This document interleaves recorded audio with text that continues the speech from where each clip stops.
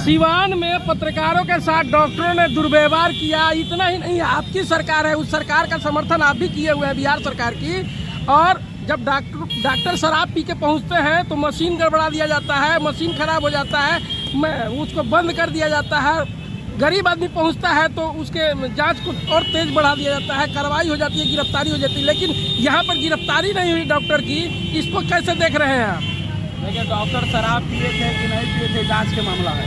जो हमको रिपोर्ट मिला कि वो शराब पी करके पत्रकारों के साथ गलत व्यवहार किए हुए हैं। तो ये काम है कि सदर अस्पताल में जो डॉक्टर बैठते थे उनका काम है कि जांच करना है कि शराब पिए हैं कि नहीं पिए हैं। और सदर अस्पताल के CS के से सवाल बनता है कि अगर शराब पिए हैं तो आपका मशीन क्यों खराब हो जाती है। वहीं दो लड़का अगर सिवान के सड़क पर मिल जाते हैं तो पुलिस उनको उठा ले जाती है, और वो नहीं भी शराब पिए होते तो उनको पैसा लिया जाता है, उनको प्रताड़ित किया जाता है, मारा जाता है, पीटा जाता है। अगर तिरंगा गुटखा का भी बदबू आ जाती है मुंह से तो उनको जेल में डाल दिया जाता है और चालान कटती है। अगर इस तरीक़ा से डॉक्टर साहब घटना किए हैं कि शराब पिए हैं और शराब पीने के बाद अगर पत्रकार लोगों से अशब्द बात किए हैं तो उनको सजा मिलनी चाहिए। वीडियो फुटेज है, उसको आपने भी देखा।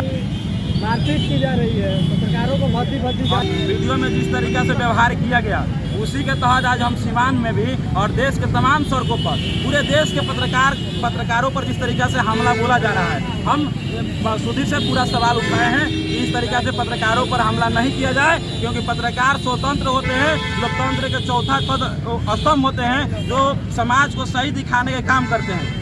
उसका निंदा करते हैं और दोषी को कार्रवाई करने की। कौन सा हमला हुआ है, क्या हुआ है? देखिए, पूरे देश में जिस तरीके से लगातार पत्रकारों पर हमला किया जा रहा है, ये मोदी के सरकार में सच बोलने वालों को, सच दिखाने वालों को डिटेंशन की जा रही है। उनके जो भी बातें लिखी जा रही है उस पर कानूनी कार्रवाई की जा रही है, उनके घर पर छापे मारे जा रहे हैं। ठीक उसी घटना के तहत पूरे देश के समांती जो मुंड मियाज रखने वाले व्यक्ति हैं उनकी मानसिकता बढ़ी हुई है। वो सिवान की घटना हो, वो देश की घटना हो, BHU की घटना हो, वो दिल्ली की घटना हो, सामूहिक तौर पर जिस तरीके से पत्रकारों के साथ व्यवहार किया जा रहा है वो बहुत निंदनीय है। इस घटना को हम जिक्र इसलिए कर रहे हैं कि पूरे देश के स्तर पर पत्रकारों के साथ प्रताड़ित किया जा रहा है, जो सच दिखाने के काम कर रहे हैं। अपना क्लिनिक चलाते हैं, इसकी भी जाँच होनी चाहिए, क्योंकि सदर अस्पताल के कई पदाधिकारी हैं जो अपना स्वयं क्लिनिक चलाते हैं और अस्पताल में सेवा नहीं देते हैं। अस्पताल में सेवा भी देते हैं तो ये कहते हैं कि हमारे क्लिनिक में आप आ जाइएगा, वहाँ आपका इलाज बेहतर होगा, लेकिन वही सुविधा वो जहाँ वहाँ पदाधिकार पर जिस पद पर है वहाँ वो इलाज नहीं करते। अच्छा, एक धमकी विभाग नहीं है, रेलवे हो तो कोयला खदान हो, अस्पताल हो, शिक्षक हो, स्टूडेंट हो, नौजवान हो, सब कोई है। अगर वो भी चले जाते हैं तो क्या दिक्कत है, लेकिन हम कह रहे हैं कि कोई भी डॉक्टर है वो समाज के सेवा के लिए बना है। अगर सेवा के भावना से वो अपना अस्पताल नहीं चला रहा है तो उस पर कार्रवाई होनी चाहिए। बहुत राष्ट्रव्यापी कार्यक्रम रखे हैं। कार्यक्रम का मुख्य एजेंडा था कि जो BHU IIT BHU में 2 नवंबर को छात्रा के साथ बलात्कार, सामूहिक बलात्कार की गई, और बलात्कार करने के बाद वो छात्रा थाना में जाकर के अपना FIR दर्ज भी कराई, लेकिन आज तक उस दोषियों को गिरफ्तारी नहीं हुई और ना उनको न्याय मिला।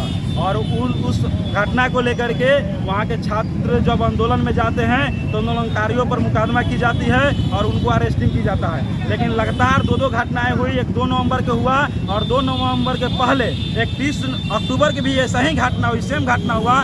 लेकिन यूपी पुलिस, यूपी सरकार उस छात्राओं को कुछ भी न्याय देने के काम नहीं किए, लेकिन उल्टे जो उनके पक्ष में आंदोलन करने वाले लोग हैं कि पीड़िता को न्याय मिले, सामूहिक बलात्कारियों को, दोषी को सजा मिले, लेकिन सजा तो नहीं मिला, लेकिन उल्टे आंदोलनकारियों को वो गिरफ्तार किया गया है और वहाँ 5 छात्र नेताओं पर मुकदमा करके और जेल में डालने की कोशिश की जा रही है, उनको प्रताड़ित किया जा रहा है। हमारी मांग है कि जो छात्र नेता थे उनको रिहा किया जाए और जो छात्रा है उनके पीड़िता को, दोषियों को अविलंब गिरफ्तार किया जाए।